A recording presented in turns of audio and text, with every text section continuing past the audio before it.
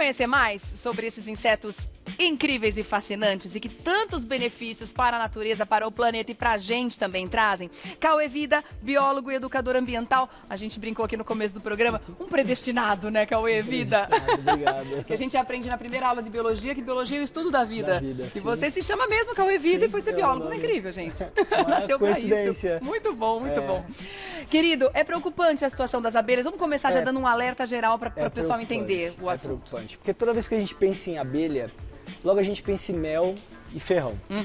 E na verdade o principal trabalho que as abelhas fazem é a polinização. Tá. Então, segundo a FAO, que é da Organização das Nações Unidas, aproximadamente 75% de todo o alimento que é consumido pelos seres humanos é polinizado pelas abelhas. Olha, gente, esse dado, ele é simplesmente sensacional e ele precisa ser repetido.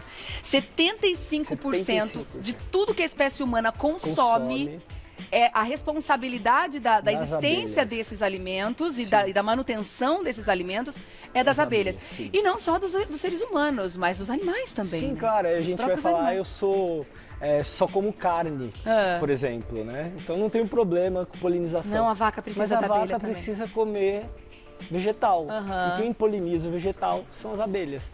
E o que pode acontecer com o desaparecimento das abelhas no planeta? Existem alguns estudos que, principalmente para a espécie humana, se as abelhas desaparecerem hoje, a espécie humana tem de 4 a 5 anos de vida ainda. É mesmo? A nossa sobrevida seria de 4 a 5 anos. 4 a 5 anos, depois do sem desaparecimento das delas. abelhas. Sim. E a gente tem números que mostram o quanto a população de abelhas no mundo já está menor?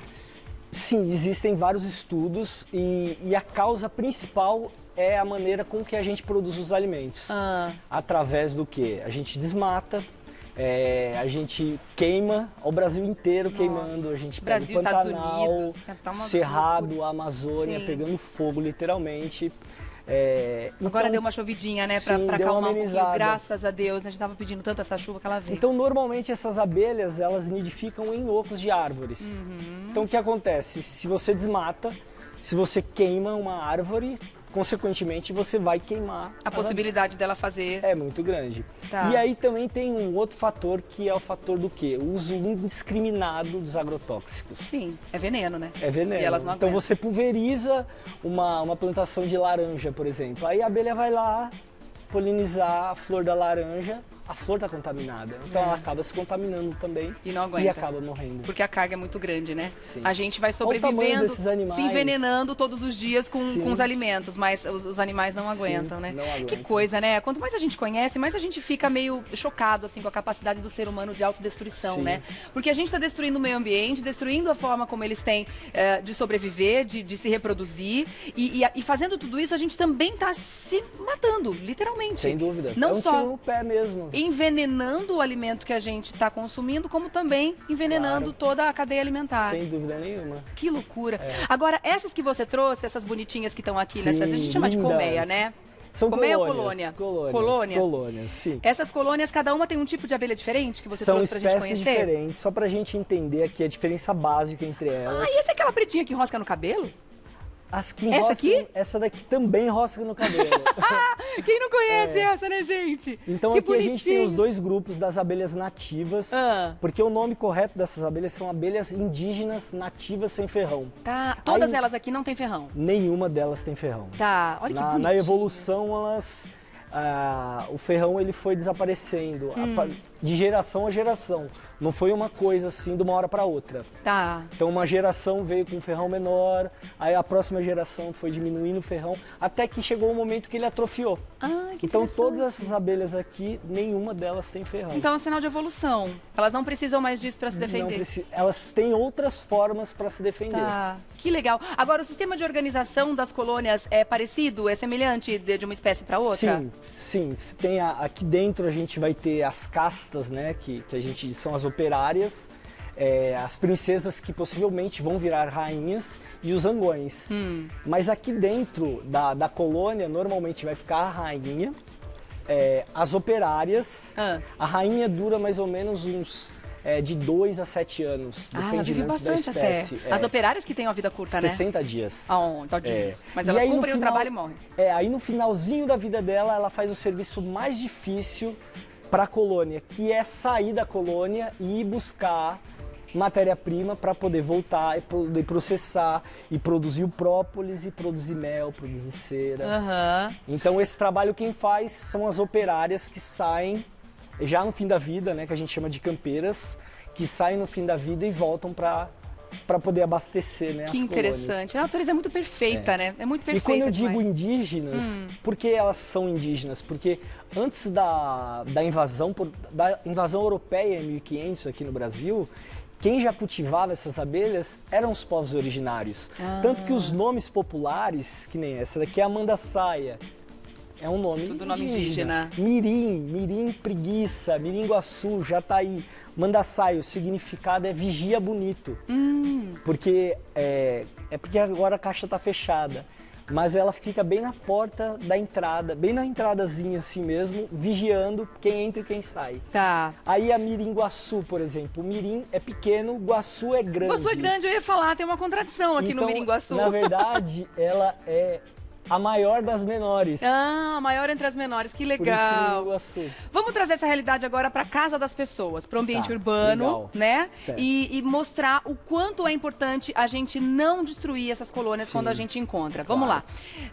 Eu tenho uma calha, eu tenho um espaço na minha casa que está começando a nascer uma colônia. Primeira coisa que as pessoas sentem, medo. Justamente por não conhecer. Ai, será que é uma abelha perigosa? Será que vai me atacar? E se eu for alérgico? Não vou aguentar. Rolam várias coisas Sim, por sem justamente não dúvida. conhecer.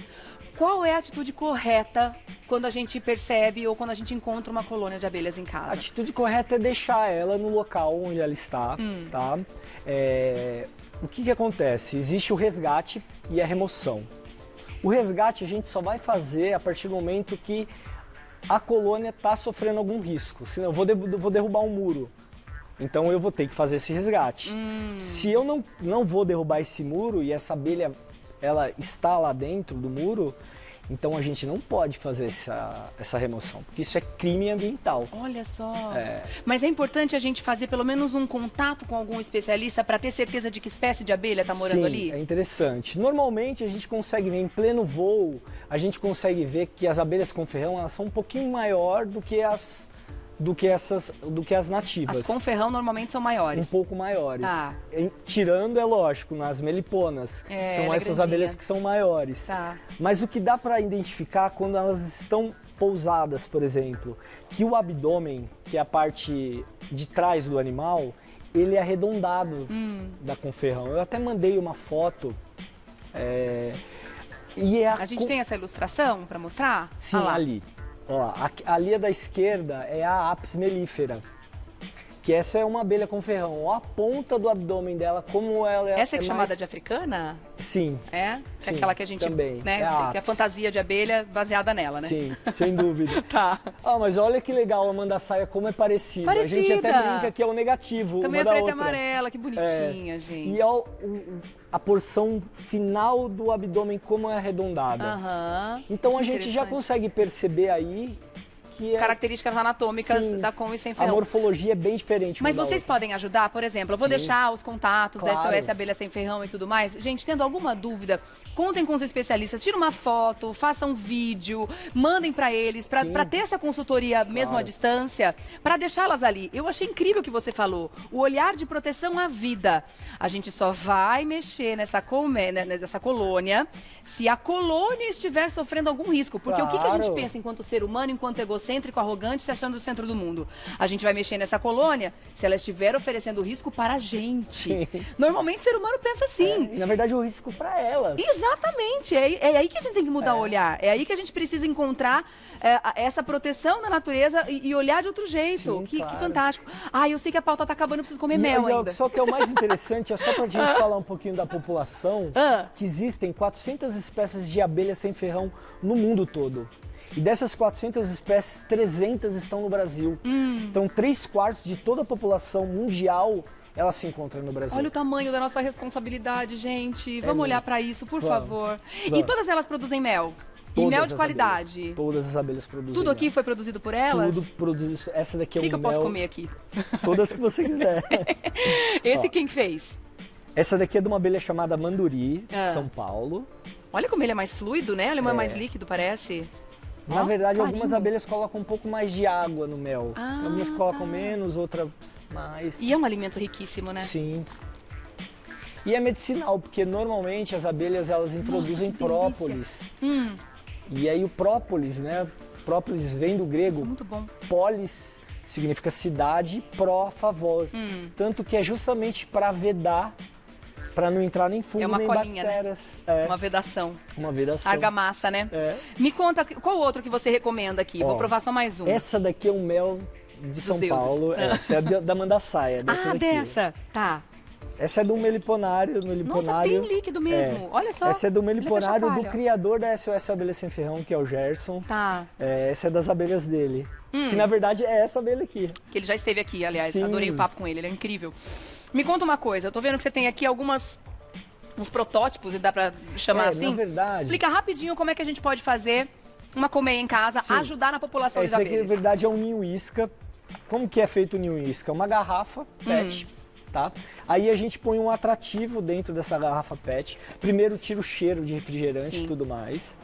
E aí a gente coloca cera com própolis e álcool de cereais. Tá. Então a gente dá pra abelha entrar e falar, opa... Aquele própolis de spray, aquoso, a gente pode colocar ou não? Pode a gente também. espirra na garganta? A gente utiliza o da própria Delas colônia. mesmo, tá? Aí o que a gente faz? A gente enrola com umas 4 folhas de Ah, você pega.